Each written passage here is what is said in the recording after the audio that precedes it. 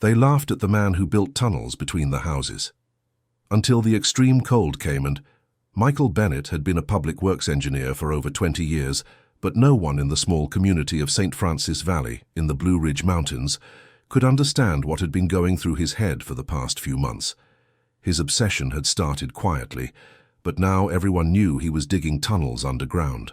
When the first neighbors discovered the strange holes appearing on his property overnight, they thought it was some gardening project. But they soon realized those excavations had a very specific pattern. Michael was literally building underground passages that started from his property and headed toward the neighbors' houses. The first person to confront him was Mrs. Dorothy, who lived in the house next door. She was 72 years old and had no patience for what she considered nonsense from idle people. She knocked on his door one Tuesday morning, still wearing the floral robe she used for watering the plants. "Michael, what's this story about you digging holes like a gopher?" she asked, putting her hands on her hips. "My Rebecca said she saw you in the middle of the night with a shovel, making a terrible mess in the yard." He was having coffee in the kitchen when she arrived. He had woken up at 5 in the morning to work on the tunnels before anyone noticed, but apparently he hadn't managed to be discreet enough. He got up from the table and went to the door, noticing the neighbor's suspicious look. "Mrs. Dorothy, you can rest easy. It's not bothering anyone and it's not dangerous," he replied, trying to keep his voice calm. "It's just a personal project." "A personal project of what?" she insisted. "Rebecca said the hole is heading toward our house. What are you intending with that?" Michael sighed. He knew this conversation would come sooner or later.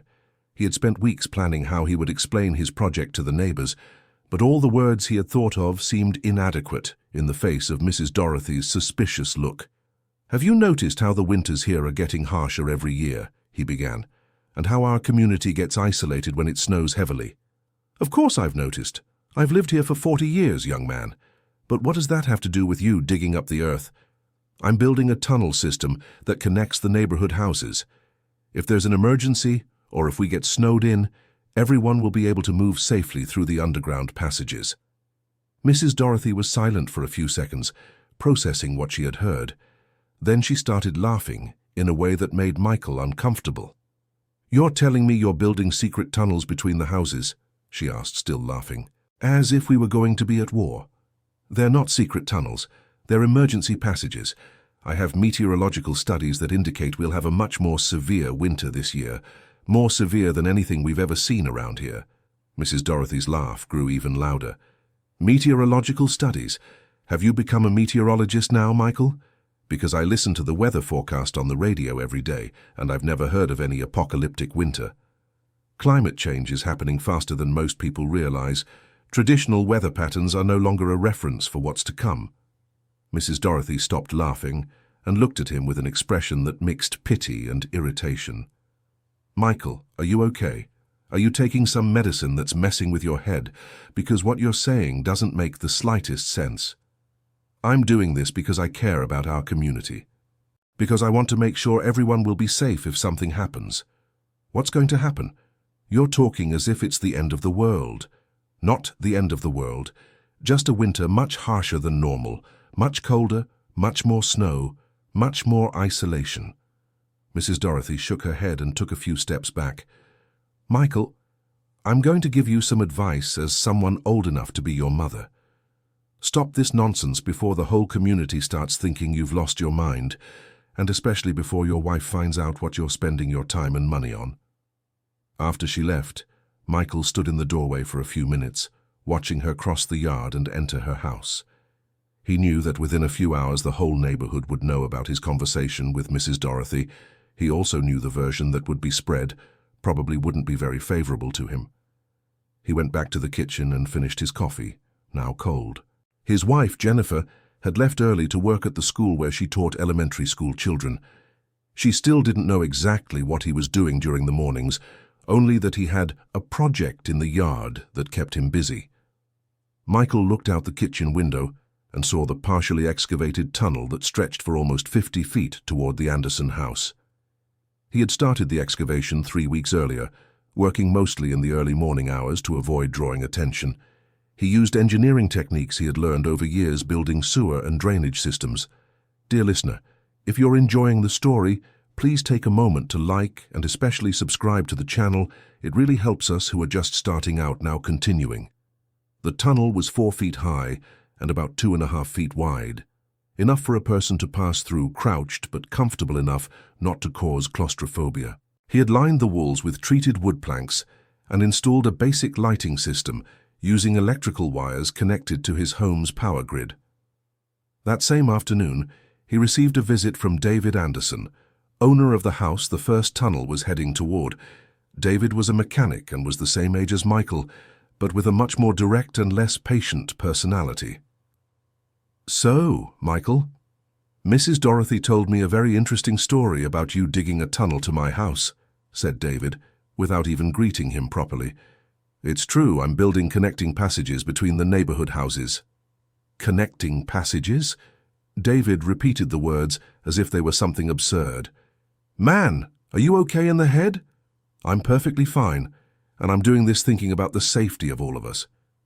"Safety from what? From aliens? From the end of the world? From an extremely harsh winter that's coming?" David was silent for a few seconds, then began to laugh loudly. "Oh, I get it. You've turned into Nostradamus now, is that it? You're predicting the future." "I'm not predicting the future. I'm analyzing meteorological data and climate patterns that indicate a significant change in the coming months." "What data? Where did you get this data from? From your dream?" "From regional weather stations, from studies on climate change, from historical temperature patterns compared to current trends."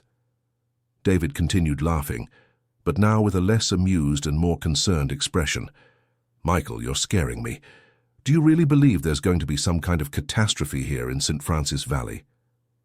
"I believe we will have a winter much more severe than normal, and I believe our community could be isolated for longer periods than usual. And you think underground tunnels will solve that?" "I think underground tunnels will allow people to move safely, even in extreme weather conditions. They're going to allow us to bring supplies to those who need them, to provide medical help if necessary, so no one is completely isolated." David shook his head and put his hand on Michael's shoulder. "Man, I've known you for 10 years. You've always been a sensible, responsible guy, but what you're doing isn't normal. It really isn't normal. Why isn't it normal to want to protect our community? Because you're starting from the assumption that something terrible is going to happen, and that assumption has no basis in reality. It has a basis in the scientific analysis of meteorological data." "What scientific analysis? You're an engineer, not a meteorologist. Since when do you understand weather forecasting?" Michael felt a growing frustration. It was the same feeling he had experienced at work in the years before he retired. The feeling that no one took his concerns about climate change and environmental impacts seriously. The feeling that he was seen as an alarmist or paranoid whenever he tried to draw attention to problems he considered obvious. "David, I spent over 20 years building public infrastructure. I learned to analyze data, to predict problems, to plan preventive solutions. That's exactly what I'm doing now. But here you're not building public infrastructure. You're building secret tunnels in your backyard."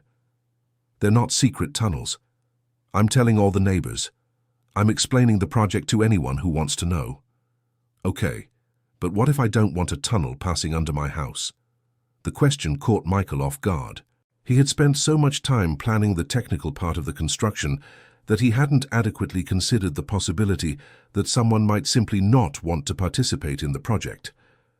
"The tunnel doesn't pass under your house. It goes along the boundary between our properties and has an exit in your backyard, near the shed where you keep your tools." "Oh, so you've already decided where the exit will be, without consulting me?" "I chose the location that seemed most discreet and practical." "Most discreet and practical for whom? For you or for me?" "For all of us. For the functionality of the system as a whole." David took a deep breath and looked at the partially excavated tunnel.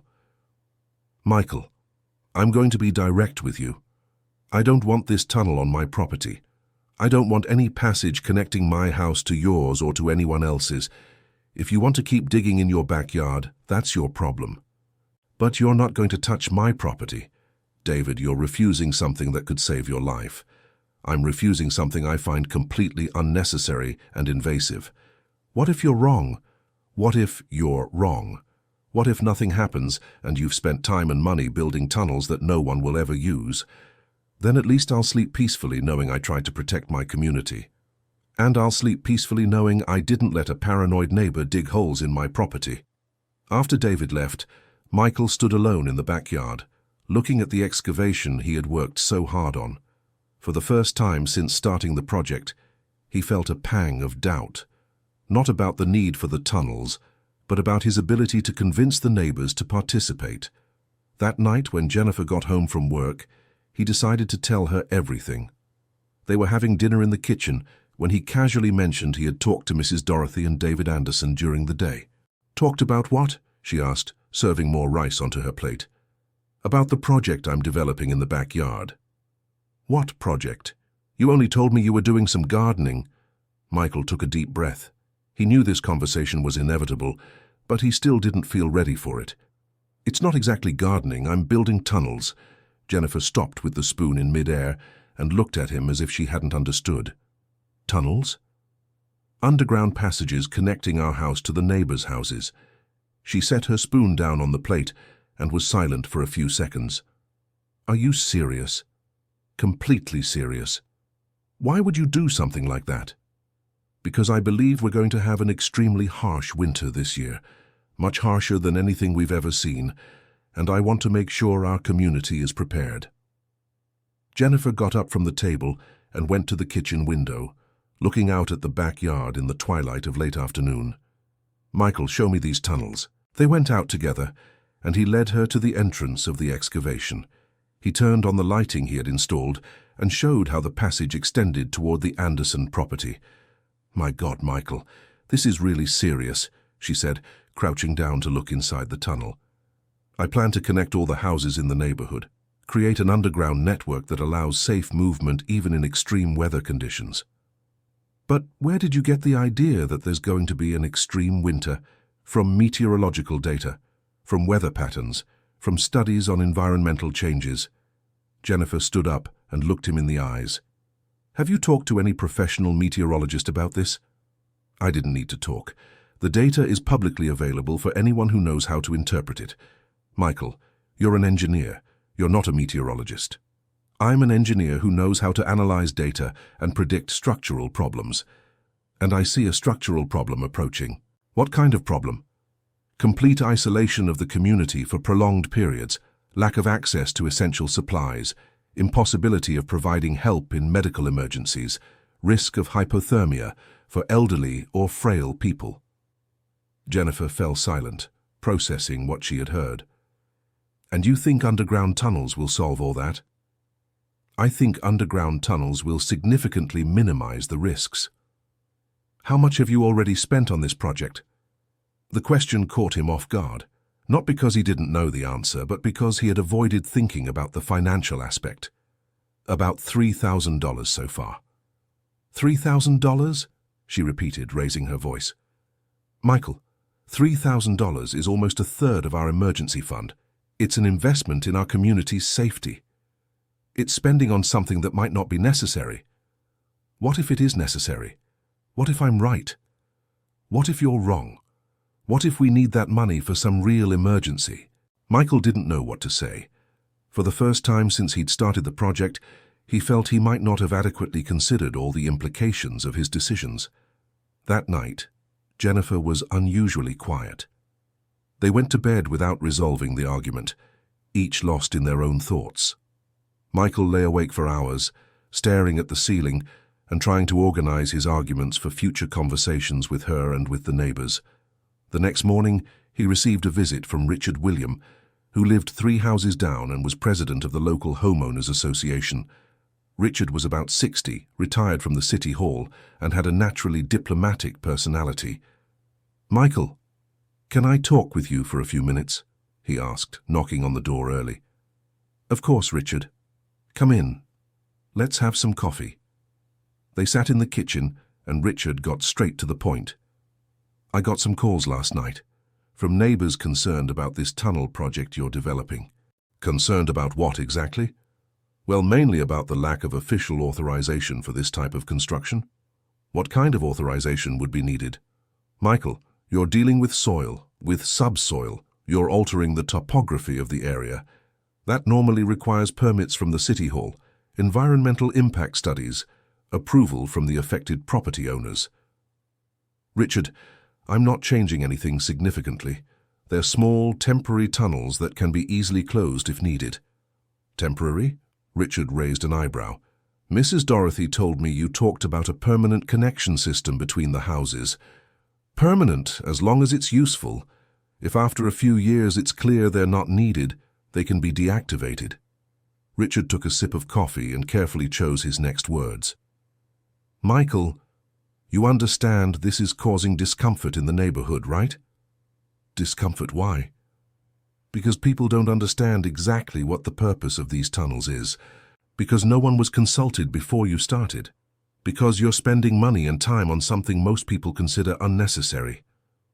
The purpose is to protect our community during a severe winter that's approaching. But where did you get the information that we'll have a severe winter? From meteorological data and climate analyses. Michael, did you talk to the people at the Regional Weather Institute? Did they confirm these forecasts? I didn't need to talk. The data is available and clear for anyone who knows how to interpret it. Richard was silent for a few seconds, drumming his fingers on the table. Michael, I'll be frank with you. As president of the Homeowners Association, I'm under pressure to take official action on this situation. What kind of action? An extraordinary meeting of the association to discuss the project. Possible prohibition of continuing construction. Possible involvement of the City Hall to check permits and compliance. Michael felt his stomach tighten. He hadn't considered the possibility of facing organized official opposition. Richard, do you really think that's necessary?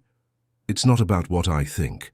It's about what the community is asking for, and the community is asking for clarifications and possibly a halt to the project. The community is asking for that because they don't understand what I'm trying to do. If I had the opportunity to explain properly, you will have that opportunity at the extraordinary meeting we'll schedule for next week. And if I manage to convince everyone that the project is necessary and beneficial, then there won't be any problem. But if you don't, you'll have to stop the construction. After Richard left, Michael sat on the back porch of his house and looked at the partially excavated tunnels. There were 3 passages under construction, one leading to the Anderson house, another to Mrs. Dorothy's house, and a third heading to the Thompson family's property, which had 2 small children. Each tunnel represented days of intense work, careful planning, significant financial investment. But more than that, they represented his genuine concern for the well-being of people he considered important in his life. He picked up a cup of coffee and began planning his presentation for the Homeowners Association meeting. He knew he would have only one chance to explain his project convincingly. If he failed, everything he had worked for would be halted. That afternoon, he decided to look for more detailed information to support his argument. He drove to the nearest town, where there was a public library with internet access. He spent 4 hours researching meteorological data, climate studies, seasonal forecasts, and temperature history for the region. The more he researched, the more convinced he became that his concerns were justified. The temperature patterns of the last 5 years showed a clear trend of more severe winters. The forecasts for the coming months indicated the possibility of above-average snowfall and temperatures lower than the historical record. He returned home with a folder full of printed graphs, charts, and reports. He spent the night organizing a detailed presentation he planned to give at the association meeting. The next day, Jennifer found the kitchen table covered in papers and asked him what he was doing. "I'm preparing the arguments for the Homeowners Association meeting," he explained. "What meeting?" "Richard William called an emergency meeting to discuss my tunnel project. Apparently some neighbors want me to stop the construction." Jennifer sat at the table and looked at the scattered papers. "And you're going to continue with this, even with all this resistance?" "I'll continue until I'm sure people fully understand what it's about. And if they understand and still think you should stop, then I'll have to accept the majority's decision." "Michael, can I ask you something very direct?" "Of course." Are you absolutely certain that we're going to have this severe winter you're predicting? The question made him stop organizing the papers and look at her. I'm certain the data indicates that possibility very clearly. But are you absolutely certain? Michael was silent for a few seconds. It was a question he had asked himself many times, always finding the same answer.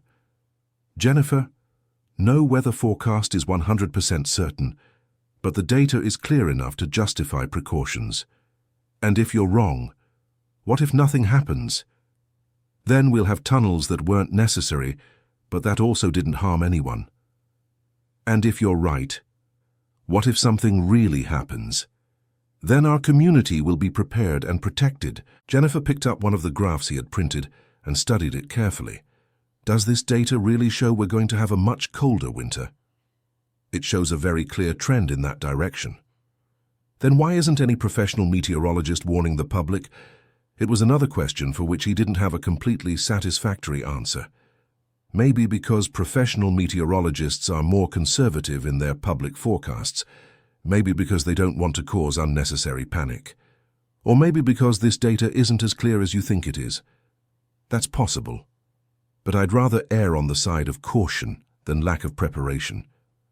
That night, Michael worked late on the tunnels. He wanted to advance the construction as much as possible before the association meeting, in case they decided to prohibit the project from continuing. The tunnel toward the Anderson house already had over 20 meters and was almost reaching their backyard. The tunnel to Mrs. Dorothy's house was halfway done, and the third one was still in the first few meters. Working under the light of lanterns, Michael felt as if he were racing against time, not just against the association meeting, but against the arrival of the winter he believed was approaching faster than anyone imagined. On the morning of the meeting day, Richard William called to confirm it would happen at 7 in the evening in the local church's community hall. He also said he had invited a meteorologist from the neighboring town to provide technical clarifications about the climate forecasts for the region. A meteorologist? Asked Michael. What meteorologist? Dr. Alan Mitchell. He's worked at the Regional Meteorological Institute for over 15 years. And does he know about my project? He knows that a resident is building tunnels based on forecasts of a severe winter, and that we want a professional technical opinion on the matter. Michael felt a mix of relief and apprehension. On one hand, he was pleased to know there would be a professional technical analysis. On the other, he worried about the possibility that his interpretations of the data would be publicly refuted. He spent the day revising his presentation and organizing his arguments more clearly and objectively. I wanted to be prepared to answer any question or challenge that might arise. That evening, he arrived at the community hall 15 minutes before the scheduled time. The place was more crowded than he expected. Besides the immediate neighbors, there were people from other streets in the community who were apparently curious about the subject. Richard William opened the meeting by briefly explaining the situation and introducing Dr. Alan Mitchell. The meteorologist was a man of about 50, with graying hair, glasses, and a posture that conveyed technical authority. Before any discussion, said Richard, let's hear the technical opinion of Dr. Allen on the weather conditions forecast for our region in the coming months. The meteorologist stood up and went straight to the point. Based on the latest and most reliable data we have, there is no indication that we will have a significantly harsher winter than normal this year. The forecasts point to a winter within the historical patterns of the region, possibly even a bit milder than the average of the last 10 years. Michael felt as if he had been punched in the stomach. He looked around the hall and saw that all the people present were looking at him with an expression that mixed pity and irritation. Dr. Allen, he said, raising his hand, did you analyze the temperature data from the last 5 years, the regional climate change patterns, the seasonal trends? Of course I analyzed them. It's part of my job to analyze this data daily. And I can assure you there is no scientific basis for predicting an extremely harsh winter for this region this year. But the charts show a clear trend of gradual cooling. What charts? Interrupted the meteorologist. Michael opened his folder and showed the data he had printed at the library. Dr. Allen took the papers and examined them quickly. Michael, he said, returning the documents, This data is being misinterpreted. These charts show normal temperature variations, not significant regional climate change trends. A murmur of low conversations spread through the hall. Michael felt completely exposed and embarrassed. But doctor, don't the variations of the last 5 years indicate a pattern change? They indicate normal climate variations within the regional historical average. Nothing that justifies special concerns or extraordinary preventive measures. Dear listener, if you are enjoying the story, please take a moment to leave a like and especially subscribe to the channel. It helps us a lot as we are just starting out. Now, continuing. Mrs. Dorothy stood up in the audience. Dr. Allen, are you saying there is no reason at all to build underground tunnels because of the winter? I am saying that from a meteorological point of view, there is no justification for preventive measures of that nature. David Anderson also stood up. And you confirm that the official forecasts do not indicate any extraordinary winter? I fully confirm. The official forecasts indicate a normal winter, possibly milder than average. Richard William looked at Michael. Michael, would you still like to make your presentation? Michael looked at the papers in his hands, then at the dozens of people watching him in the hall. He felt that anything he said would sound like stubbornness or denial of reality. I genuinely believed I was interpreting the data correctly, he said, his voice lower than usual. If an experienced professional says I'm wrong, then I need to reconsider my position. A lady he didn't know well, but who lived a few streets away, raised her hand. Michael, do you intend to continue with this tunnel construction? I don't know. I need to think about everything that was said here today. Richard William took the floor again. Well, considering the professional technical opinion we heard, I think we can consider the matter clarified. Michael, we hope you make the most sensible decision about what to do with the project. The meeting ended with people dispersing into small groups, talking quietly among themselves. Michael remained seated in the nearly empty hall, looking at the papers he had prepared so carefully. Jennifer approached and sat down beside him. Let's go home, she said gently. On the way back, they walked in silence for a few minutes. Finally, she asked, How are you feeling? Confused, embarrassed, a little ashamed. You did what you thought was right at the time. But maybe I did what I thought was right for the wrong reasons. What do you mean? Maybe I interpreted the data to confirm what I already believed, instead of analyzing it objectively. And what did you believe? Michael stopped walking and looked at her. That it was my responsibility to protect our community. That if I didn't do something and something bad happened, it would be my fault for not acting. And now I don't know what to think anymore. If a professional meteorologist says I'm wrong, I probably am wrong. When they got home, Michael went straight to the backyard and stood at the entrance to one of the tunnels, looking at the work of weeks. What are you going to do? Asked Jennifer. I'm going to stop digging. I'm going to fill in the tunnels. I'm going to try to get back to normal. Are you sure? I'm not sure about anything anymore, but I can't continue with something an expert said was unnecessary. That night, Michael slept worse than he had in months. He dreamed of snowstorms, of neighbors trapped in their homes, of people calling for help that he couldn't provide because he had abandoned his project. He woke up at 5 in the morning, as he had done for weeks, but this time he didn't go to work on the tunnels. He sat in the kitchen, drinking coffee, and looking out the window at the excavations he would need to undo. He spent the next 3 days avoiding leaving the house. He didn't want to meet neighbors who would ask questions about the tunnels or make comments about the meeting. He felt as if the whole community now saw him as the man who had built unnecessary tunnels based on mistaken weather forecasts. On the 4th day, he received an unexpected visit from Mr. Harold, a neighbor who lived on the back street and who rarely spoke with him. Mr. Harold was about 75, a widower, and had a reputation for being a practical and sensible person. Michael, can I talk with you for a few minutes? He asked, knocking on the front door. Of course, Mr. Harold. Come in. They sat in the living room, and the older man got straight to the point. I heard about the Homeowners Association meeting, about your tunnels and such. Oh, yes. I found out I was wrong about the weather forecasts. Are you sure you were wrong? The question surprised Michael. The meteorologist was very clear. He said there's no scientific basis for predicting a harsh winter. And you believe him? He's a qualified professional. He's been doing this for 15 years. Mr. Harold was silent for a few seconds, looking out the window. Michael, I've lived in this region for over 50 years. I've seen many winters, many changes, many weather surprises. So I've learned that sometimes people who have lived in a place for a long time can notice things that the experts from the big cities can't. How so? Have you noticed the behavior of the birds this year, when the trees lost their leaves? How many animals are making provisions for winter? Michael hadn't paid particular attention to those details. No, I haven't specifically noticed. I have, and the signs aren't normal. The animals are preparing for a longer and colder winter than usual, but the meteorological data, Michael, meteorological data is based on past patterns, but the climate is changing.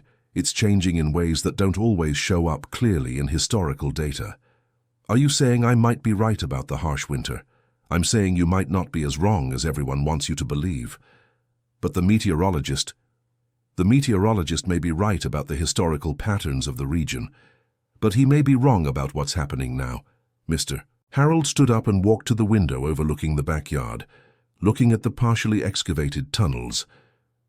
"Can I take a look at your work?" he asked. They went out together, and Michael showed the 3 tunnels under construction. Mr. Harold examined the structure, the lighting, the wall lining. "Well done work," he commented. "Well planned, well executed. Too bad it might be completely unnecessary. Or it might be the most important thing you've ever done in your life." Michael looked at him surprised. "Why are you saying that?" "Because I've known you for 10 years, and I know you're not an impulsive or irresponsible person.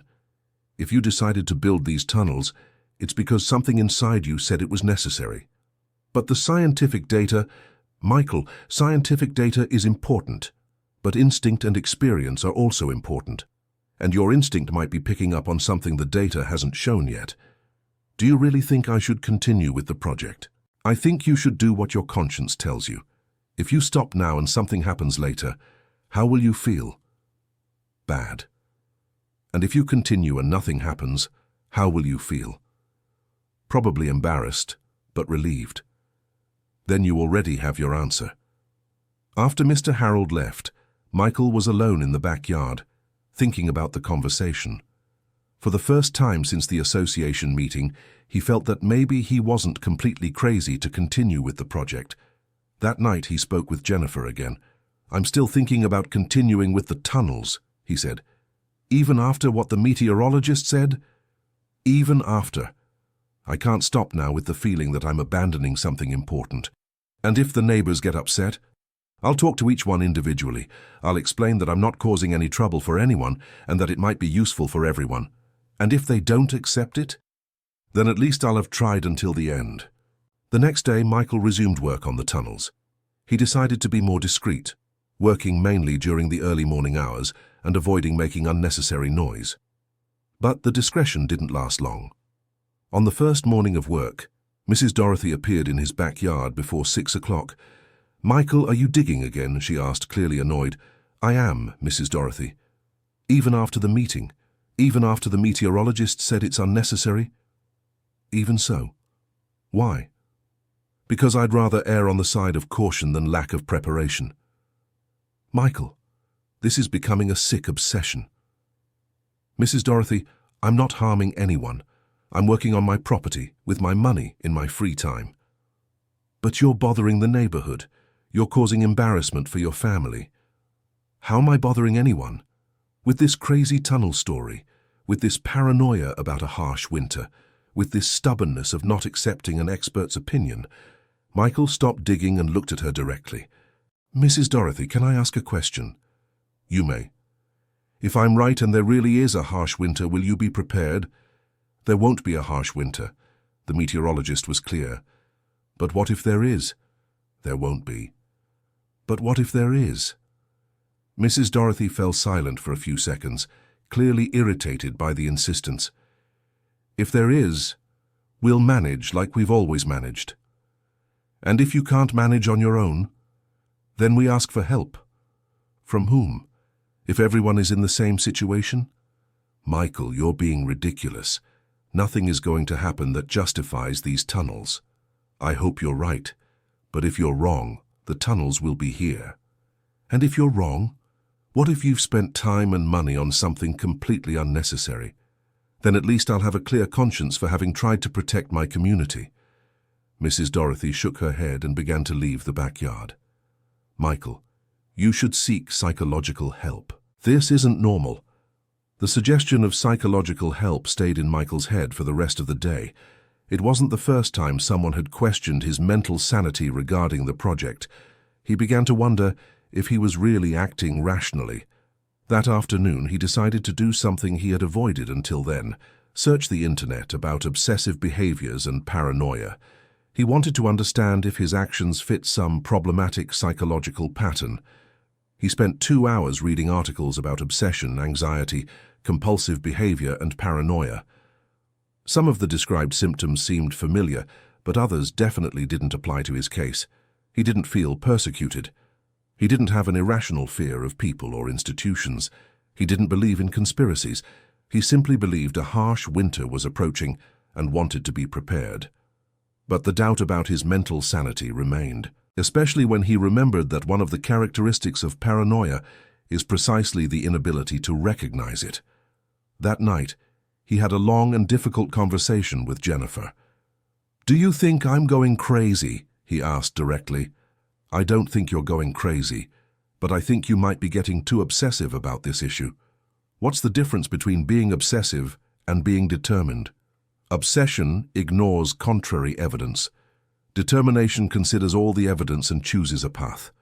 And do you think I'm ignoring contrary evidence? I think you heard a professional meteorologist say his forecasts are wrong and still decided to continue. Isn't that ignoring evidence? Or it's questioning authority when it might be wrong?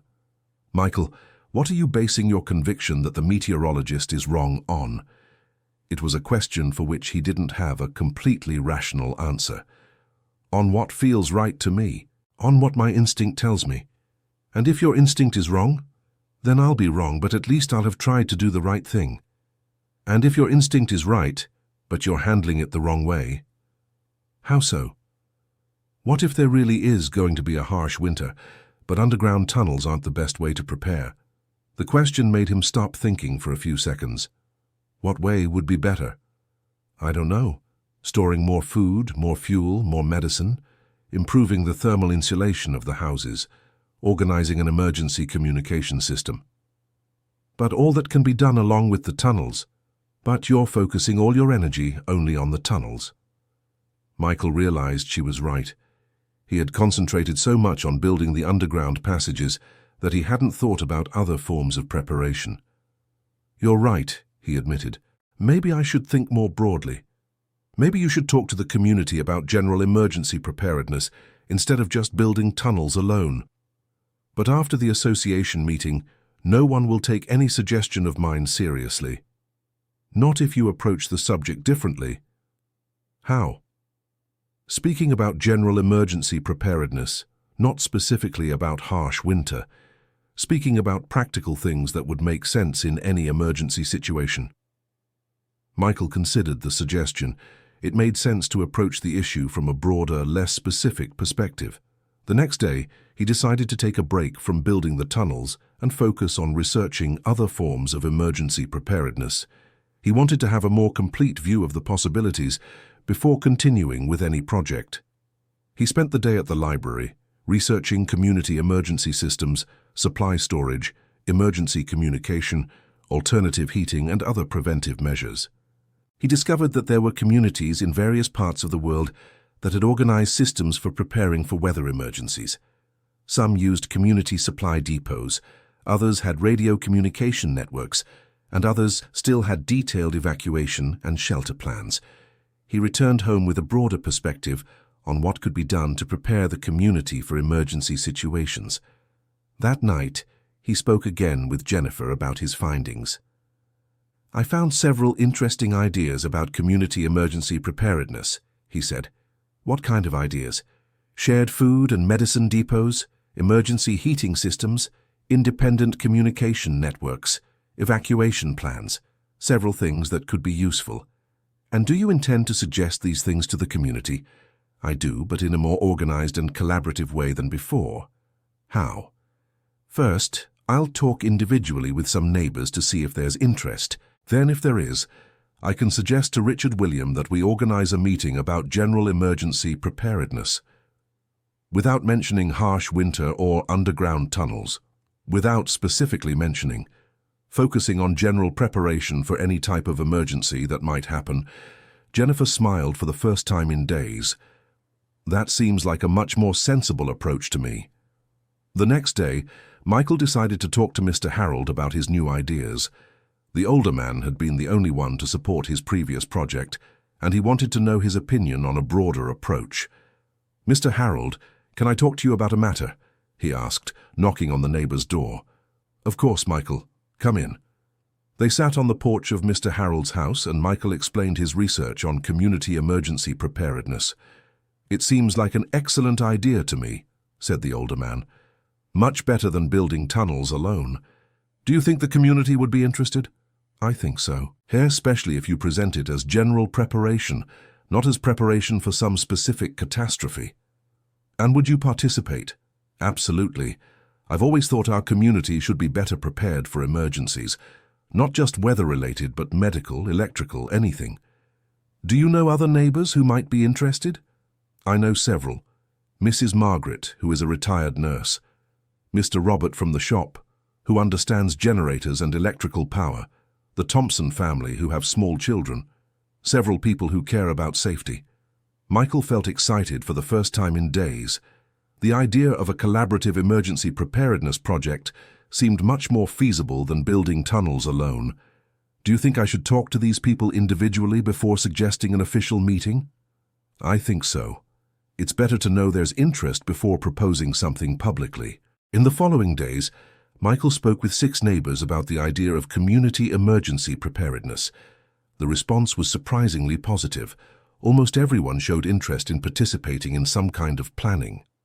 Mrs. Margaret, the retired nurse, was particularly interested in the idea of organizing a community first aid kit and training people in basic emergency medical procedures.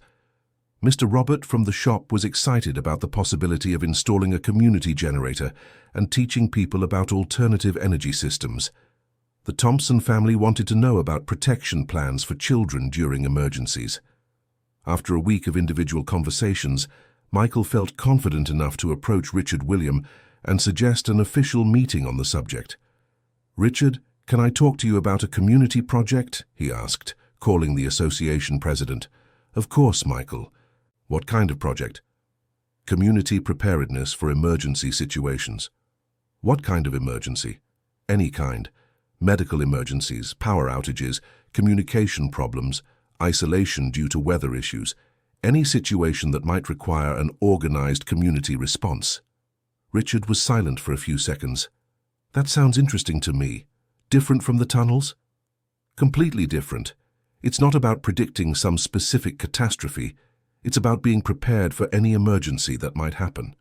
"And have you already talked to other neighbors about this?" "I've talked to a few. The interest seems genuine." "Then let's schedule a meeting. But this time, no meteorologists and no apocalyptic predictions, okay?" "Okay, just practical collaborative preparation."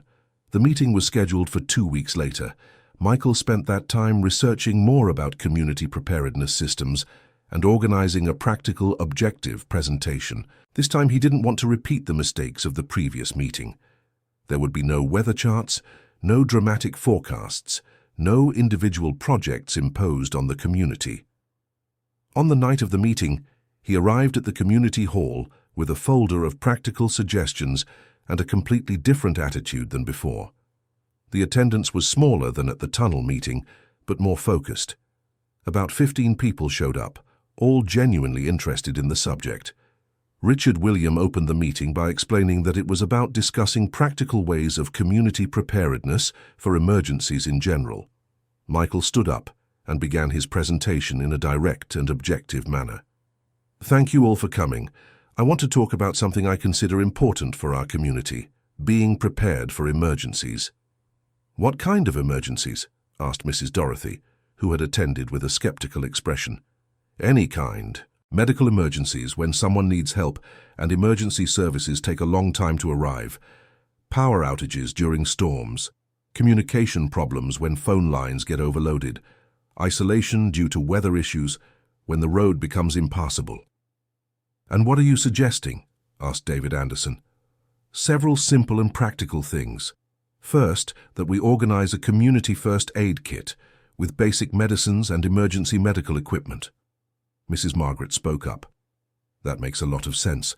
I can help organize and teach people about basic procedures." "Second," continued Michael, "that we install a community generator to keep at least essential services running during a power outage." Mr. Robert from the shop raised his hand. "I can contribute to that. I understand generators and emergency electrical systems." Third, that we create an independent communication system using radios to maintain contact between houses when phones don't work. Fourth, that each family maintains a basic reserve of food, water and fuel for at least a week. Fifth, that we have a community shelter plan in case any family needs temporary help. The presentation lasted 20 minutes and was followed by practical discussions on how to implement each suggestion. The atmosphere was completely different from the previous meeting. People asked constructive questions, offered suggestions, and showed a willingness to participate. At the end of the meeting, an emergency preparedness committee was formed with 5 volunteers: Michael, Mrs. Margaret, Mr. Robert, Mr. Harold, and Mrs. Thompson. "We'll meet next week to start detailed planning," said Richard William. "Michael, congratulations on taking the initiative. This is what truly makes sense for our community." For the first time in weeks, Michael left a community meeting feeling good about himself and optimistic about the future. In the following days, the committee met several times to plan the implementation of emergency preparedness measures. The work was collaborative, practical, and based on real needs identified by the community itself. Mrs. Margaret organized a basic first aid course, which would take place on Saturday mornings at the church. Mr. Robert secured a used generator in good condition and began planning its installation in the community hall. Mr. Harold was put in charge of coordinating supply reserves. Mrs. Thompson would handle specific plans for families with children. Michael was responsible for overall coordination and research on emergency communication systems. For 2 weeks, he worked intensively on the project, but this time with the support and participation of the community. The feeling was completely different from the loneliness he had experienced building the tunnels alone. But the tunnels were still there, partially excavated, a constant reminder of his previous project. Michael still hadn't decided what to do with them. One morning, while working on the communication systems research, he received an unexpected visit from Dr. Alan Mitchell, the meteorologist who had participated in the meeting about the tunnels. "Michael, can I talk to you for a few minutes?" he asked, looking slightly uncomfortable. "Of course, Dr. Allen. Come in." They sat in the living room, and the meteorologist got straight to the point. "I came here to tell you something important, something I can't say officially, but that I think you should know." Michael felt a chill in his stomach. "What is it?" "Michael, my forecast about a normal winter that I presented at the meeting, it might be wrong." "How so?" "New data arrived at our institute last week. Data from weather stations in the northern hemisphere showing unexpected climate patterns. Patterns that could affect our region in ways we didn't initially predict." "What kind of patterns?" "Changes in cold air currents that are moving further south than normal. This could result in temperatures significantly lower than our original forecasts." "How much lower?" "Potentially much lower. We're talking about the possibility of record snowfall and temperatures that could stay below freezing for prolonged periods." Michael was silent for a few seconds, processing the information. "Why are you telling me this? Why not announce it officially?" "Because we don't have enough certainty yet to make a public announcement. They're only preliminary indications, but indications strong enough to make me worried." "And why did you decide to warn me specifically?" "Because I remembered your data from the meeting. I remembered how convinced you were that something was changing. And because, after analyzing the new data, I realized you might have picked up on something we didn't initially." "Are you saying I might be right about the harsh winter?" I'm saying you might have been right from the start, and that I may have been hasty in dismissing your concerns." Michael stood up and began pacing the room. "Dr. Allen, if these new forecasts are confirmed, what would the impact be on our community? Extended periods of isolation, interruption of basic services, real risk for the elderly or infirm, need for much more serious preparation than would normally be necessary. Would underground tunnels make sense under these conditions?" The meteorologist fell silent for a few seconds. "They would make a lot of sense, especially if they connected houses with better heating systems to houses with deficient systems." Michael stopped pacing and looked at him. "What do you suggest I do with this information?" "I don't know. I can't officially recommend anything based on preliminary data, but if I lived in this community, I would be preparing for the possibility of a much harsher winter than normal." "Including building tunnels?" "Including considering building tunnels." After the meteorologist left, Michael was alone in the room, trying to process everything he had heard. On one hand, he felt vindicated in his original concerns. On the other, he knew he couldn't use this information publicly without causing panic or professional discredit for Dr. Allen.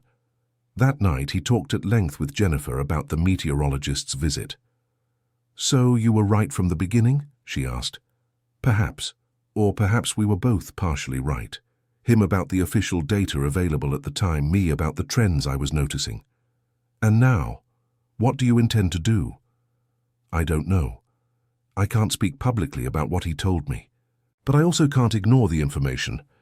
Do you intend to go back to building the tunnels?" "I'm thinking about it. But this time differently." "How differently?" "This time I'll talk individually with each neighbor. I'll explain that, regardless of weather forecasts, tunnels can be useful in general emergencies.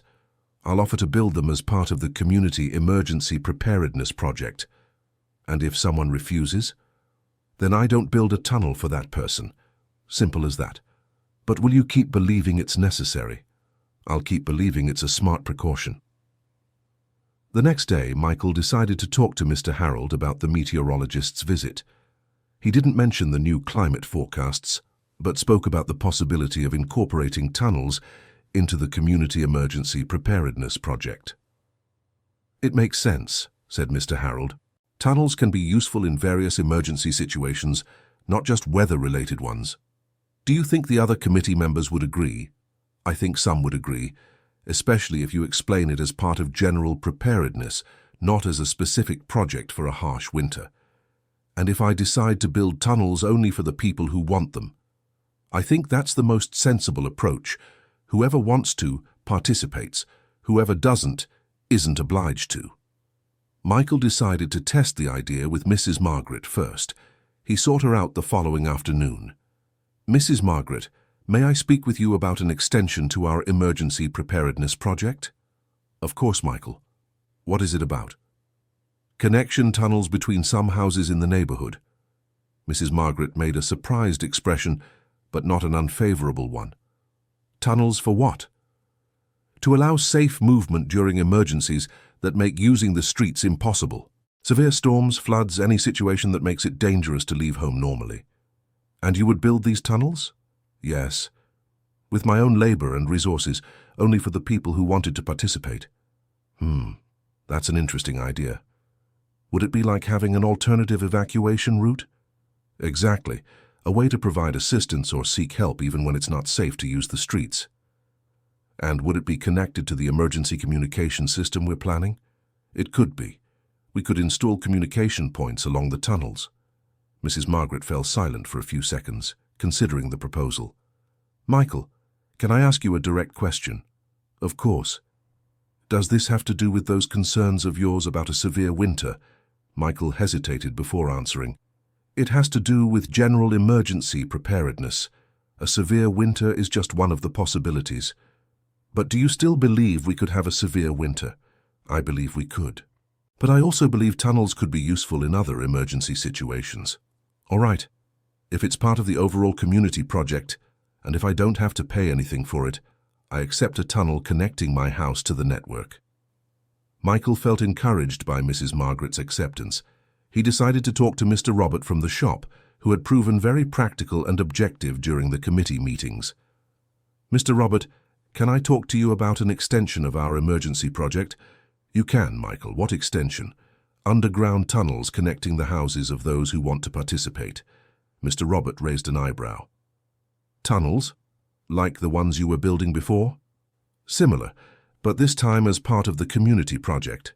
Only for those who want to participate. And what would they be for? An alternative circulation route during emergencies, a way to get medical help when the streets are impassable, access to the community shelter when needed. Mr. Robert was thoughtful for a few moments. It makes sense, especially considering our road gets blocked even with heavy rain. With snow or ice, it would be even worse. So you'd be in? I'd be in, especially if you include electrical points in the tunnels, connected to the community generator we're installing. Excellent idea, I can do that. Then count me in. Encouraged by 2 acceptances, Michael decided to talk to Mrs. Thompson about the possibility of including her family in the tunnel project. Mrs. Thompson, can I talk to you about an addition to our emergency preparedness project? You can, Michael. Underground tunnels connecting the houses in the neighborhood. Tunnels? She asked, looking worried. Is it safe for the children? Completely safe. They will be well lit, well ventilated, and with controlled access. Only for use in emergencies or specific situations. And what would be the advantage for a family with small children? Quick access to medical help if a child gets hurt and the streets are blocked. A safe evacuation route if there's an emergency at the house. Access to a heated shelter if the house's heating system fails. Mrs. Thompson considered the proposal.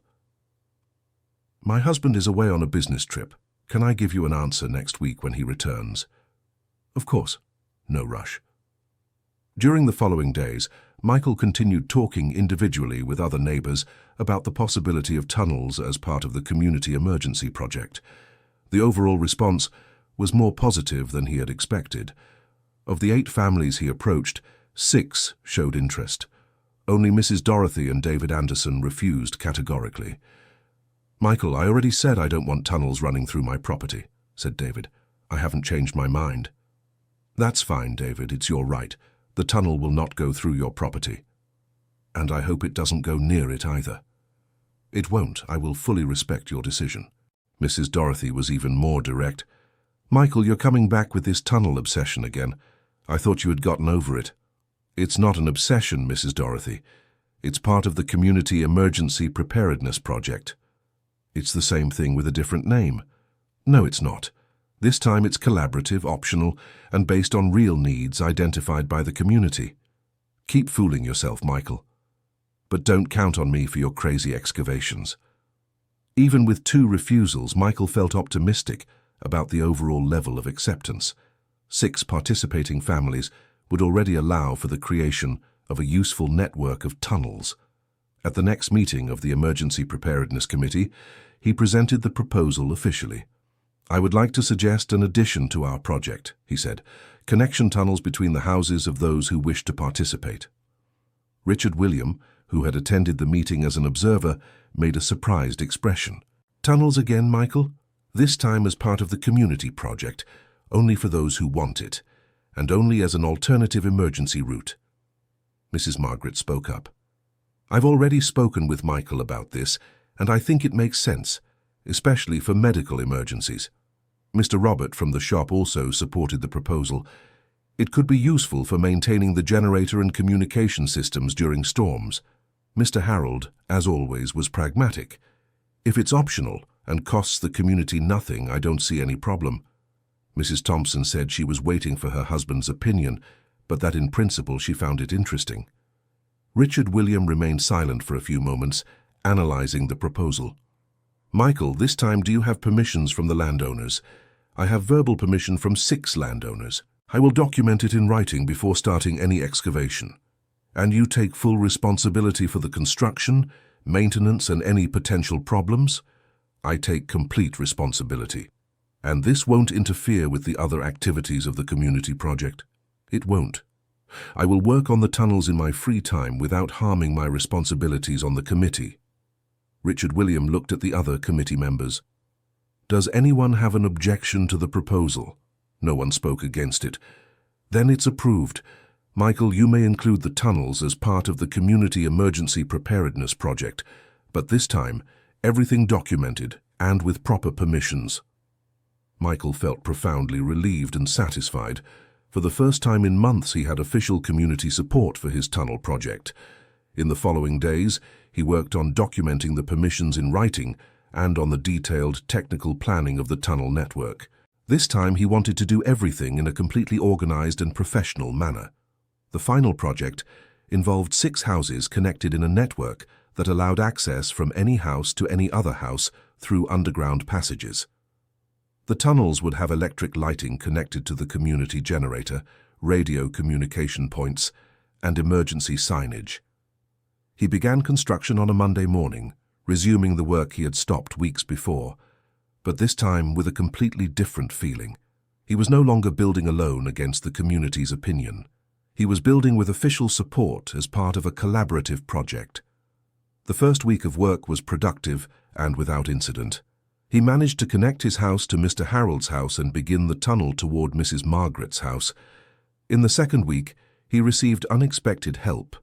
Mr. Robert from the shop offered to help with the installation of the electrical system in the tunnels. Mr. Harold also decided to help with the excavation during some mornings. "It's faster with more people," said Mr. Harold, "and I have free time." The collaboration made the work much more efficient and enjoyable. Instead of the loneliness he had experienced before, he now had company and practical support. By the end of the second week, the first 3 tunnels were complete and functional. The lighting system was installed and working. The radio communication points were tested and operational. Mrs. Margaret was the first to try using the tunnel to go from her house to Mr. Harold's. "It's more comfortable than I imagined," she commented, "and the lighting is excellent." Mr. Robert tested the electrical system and was satisfied with the quality of the installation. "Good work, Michael. Truly professional." In the third week, 2 more tunnels were completed, connecting the Thompson family home and 2 other families to the main grid. The final tunnel, which would be the longest and most complex, would connect the entire network to an emergency exit in the church's community hall, where the generator and communications center were installed. During the construction of this final tunnel, Michael received an unexpected visit. Dr. Alan Mitchell appeared at his house again, this time looking more tense than the first time. "Michael, I need to talk to you urgently," he said. "Of course, Dr. Allen. Did something happen?" "The preliminary forecasts I mentioned last time, they've been confirmed. We're going to have a much harsher winter than normal. Much harsher." Michael felt a mix of vindication and apprehension. "How harsh?" "Below freezing temperatures for prolonged periods, record snow amounts, strong winds, a real possibility of communities like this one being completely isolated for weeks. And when is that supposed to start?" "Sooner than normal.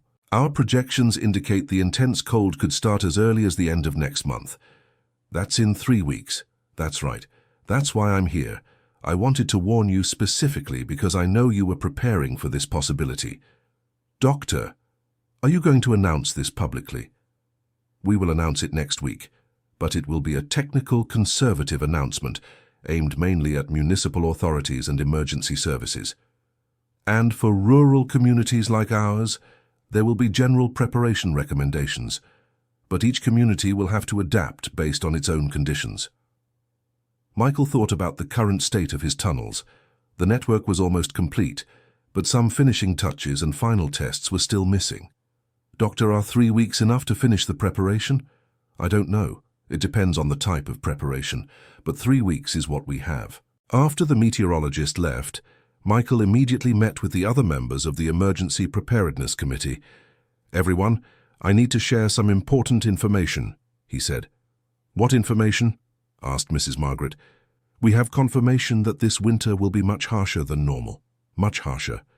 "Confirmation from where?" asked Mr. Robert. "From the Regional Meteorological Institute. They will announce it publicly next week, but they wanted to warn our community in advance." Mr. Harold spoke up. "So you were right from the start?"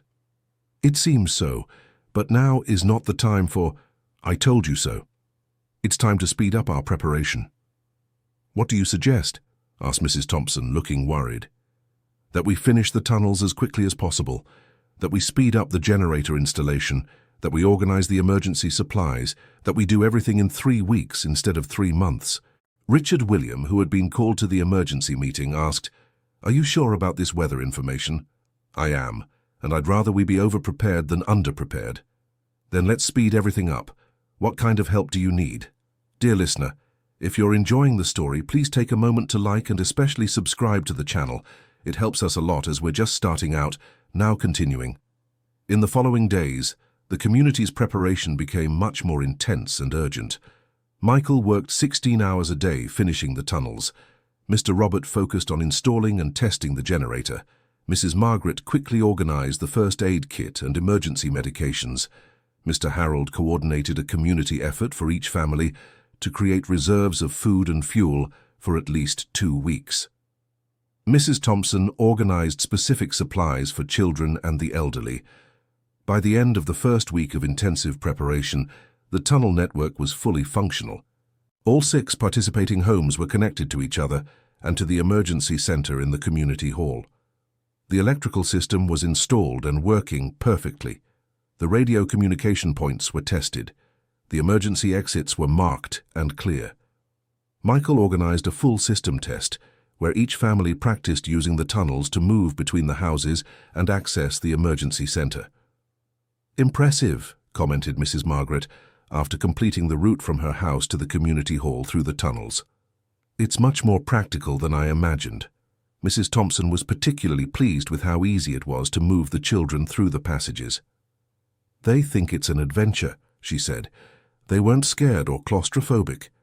In the second week of intensive preparation, the Meteorological Institute made the public announcement about the severe winter.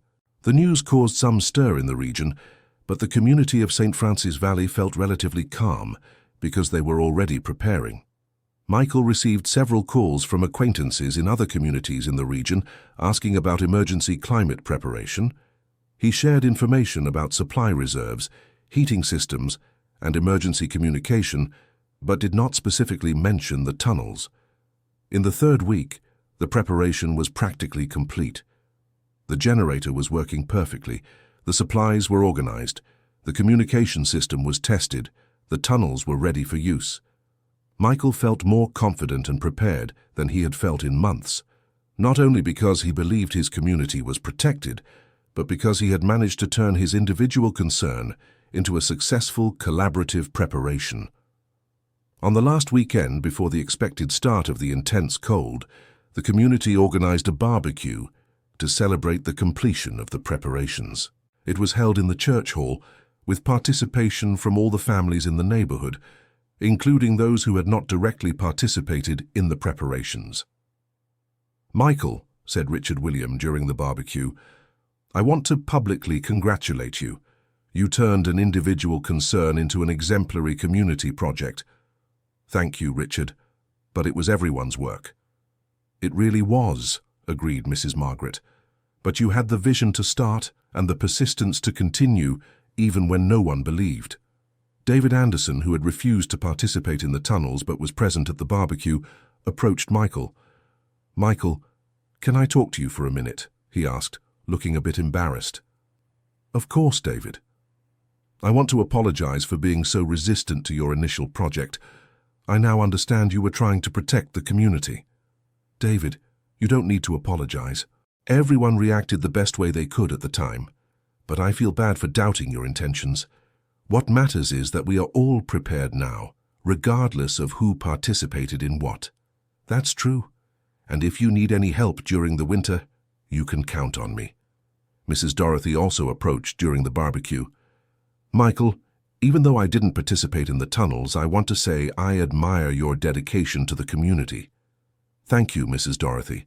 And if the situation gets really difficult during the winter, can I count on your help?" "Of course you can. We're all in the same community."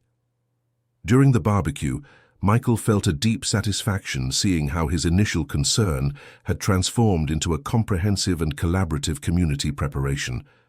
Most importantly, he felt that the community was not only prepared for the harsh winter, but also more united and organized to face any kind of future emergency. The following Monday, The cold arrived exactly as predicted. The temperature plummeted 15 degrees in 24 hours. The first snowfall began on Tuesday morning and continued for 3 consecutive days. By the end of the first week of harsh winter, the community of St. Francis Valley had over half a meter of accumulated snow and temperatures that did not rise above zero even during the day. The main road connecting the community to the nearest town became completely impassable on the 3rd day of snow. Electrical services were interrupted on the 5th day when strong winds knocked trees onto the transmission lines. But the community was prepared. The community generator provided power for essential services. The supply reserves ensured food for all families. The radio communication system maintained contact with regional authorities, and the tunnels became fundamental to the community's functioning during the period of isolation.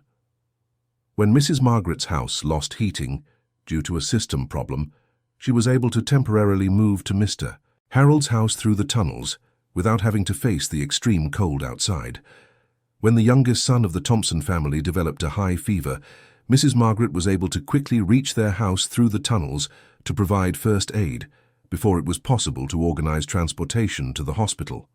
When the community generator needed maintenance, Mr. Robert was able to access it through the tunnels even during a windstorm that made walking outdoors dangerous.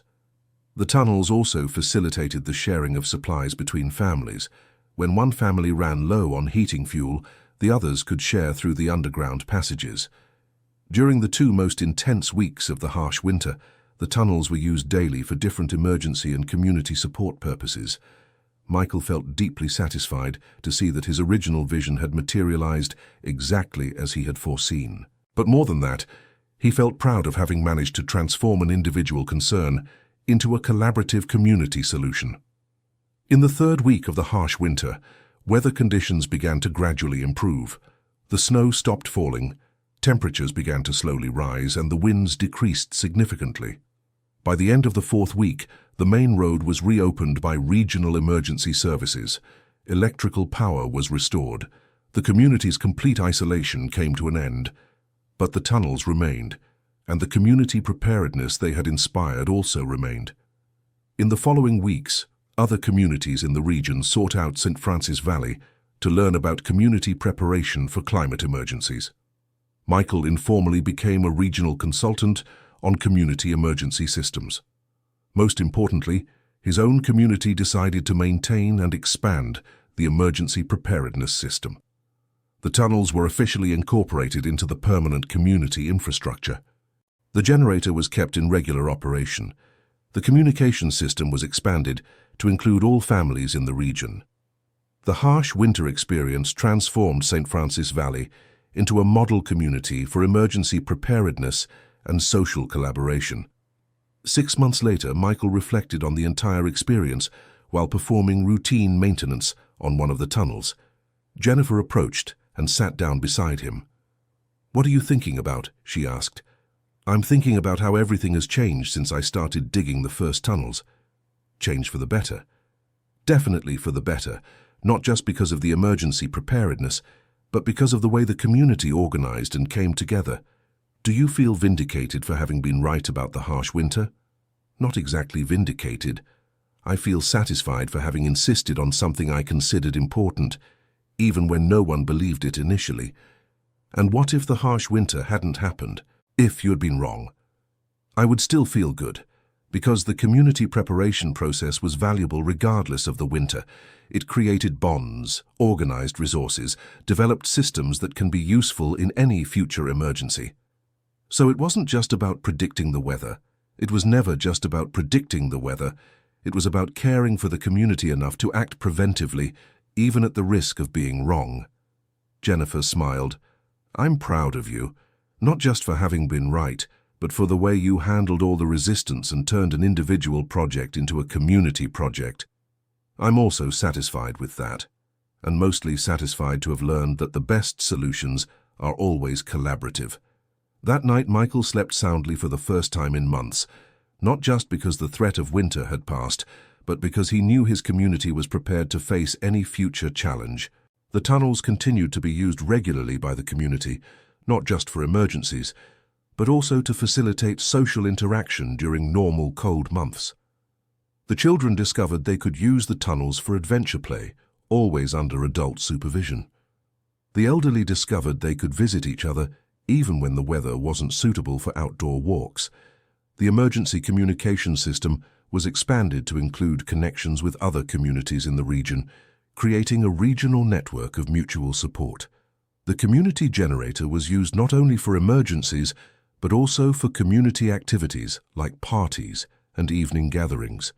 1 year after the completion of the tunnels, St. Francis Valley had transformed into one of the most organized and prepared communities in the region. It received regular visitors from other communities interested in learning about community emergency preparedness. Michael became a regional reference in community emergency systems and began giving lectures on the subject in other regions. But for him, the most important thing wasn't the regional recognition, but the transformation that had happened in his own community. 2 years later, St. Francis Valley faced another emergency, a hailstorm that damaged several houses and knocked down trees. But this time, the community responded immediately and in an organized manner. The tunnels were used to evacuate families from damaged houses. The generator kept essential services running. The communication system coordinated recovery efforts. The supply reserves ensured no one went without. Within a week, all damage had been repaired, and the community had returned to normal. "You see," said Michael during a community meeting after the storm, "the system we created isn't just for harsh winters. It's for any situation that requires an organized community response." Mrs. Dorothy, who had been one of the most resistant to the original project, stood up during the meeting. "Michael, I want to take this opportunity to say publicly something I should have said a long time ago." "What is it, Mrs. Dorothy?" "That you were right from the start, not just about the harsh winter, but about the importance of community preparedness, and I want to apologize for having doubted you and even questioned your sanity." "Mrs. Dorothy, there's no need to apologize. Everyone reacted the best way they could at the time." "I do need to, because I learned that sometimes ideas that seem crazy are just ideas that are ahead of their time, and that we should support people who care about the community's well-being instead of criticizing them." David Anderson also spoke up. "Michael, even though I refused to participate in the tunnels initially, I want to say that I now completely understand the importance of your project, and I want to ask to be included in the tunnel network, if it's still possible." "Of course it's possible, David. I can build a connection from the main network to your house in the coming weeks." Several other families who hadn't participated in the original project also asked to be included in the tunnel network expansion. 3 years later, practically the entire community of St. Francis Valley was connected through the underground tunnels. The system had expanded to include connections to the local school, the basic health clinic, and even a small community market. The story of Michael and the tunnels of St. Francis Valley became known regionally as an example of community vision, persistence, and the ability to transform resistance into collaboration. Michael never regretted having started digging the first tunnels alone, even while facing criticism and doubts. For him, the experience had taught valuable lessons about courage, persistence, and the importance of acting according to one's convictions, even when others don't understand initially. More importantly, he had learned that the best solutions emerge when genuine individual concerns transform into collaborative community projects. 5 years later, when journalists from the capital came to do a story on St. Francis Valley as an example of a community prepared for climate change, they asked Michael what the secret to the project's success had been. "The secret was never giving up on something I believed was important for the community," he answered. "Even when no one else believed, even when I was criticized and questioned. And mainly the secret was learning to transform an individual concern into a community solution." And if you could give one piece of advice to other people who have concerns about community preparedness for emergencies, I would say to trust your instincts, but to seek collaborative ways to act. To not give up in the face of initial resistance, but to adapt the approach as needed. And most importantly, to remember that community preparedness is always about caring for the people who are important in our lives. The story was published in a national magazine and brought even more recognition to St. Francis Valley. But for Michael, the most important recognition remained the knowledge that his community was prepared and united to face any future challenge. The tunnels he had started building alone, facing criticism and doubts, had transformed into the symbol of a community that knew how to take care of itself and its members. And whenever he walked through the tunnels during his routine maintenance inspections, Michael remembered the morning he had started digging the first tunnel, alone in his backyard, driven only by the conviction that he needed to do something to protect his community. It had been the start of a journey that transformed not only the community's preparedness for emergencies, but also the way neighbors related to each other, supported each other, and faced collective challenges. 10 years later, Michael was a grandfather and spent a lot of time teaching his grandchildren about community preparedness, collaborative work, and the importance of acting according to one's convictions. "Grandpa," asked his oldest granddaughter one afternoon as they were walking through the tunnels, "why did you decide to build these tunnels when everyone said it was a bad idea?" "Because sometimes we need to do what we believe is right, even when other people don't understand at first," he replied. "But weren't you afraid of being wrong?" "I was. But I found it's better to try to do something important and risk being wrong than to do nothing and risk regretting it later." "And what if everyone had kept thinking it was a bad idea? Then I would have built the tunnels just for our family. And when an emergency came, at least our family would have been prepared. But was it better that everyone joined in the end?" "It was much better, because I discovered the best things happen when we can turn our individual worries into projects that benefit the whole community." The granddaughter was thoughtful for a few moments. "Grandpa, do you think I should do something to help our community when I grow up?" "I think you should always pay attention to the problems in your community and think of ways to help solve them. And most importantly, don't be afraid to act when you find something you consider important." As they walked back home through the tunnels he had built decades before, Michael felt deeply satisfied not only with the emergency system he had created, but with the legacy of community collaboration and preventive preparation he had left for future generations.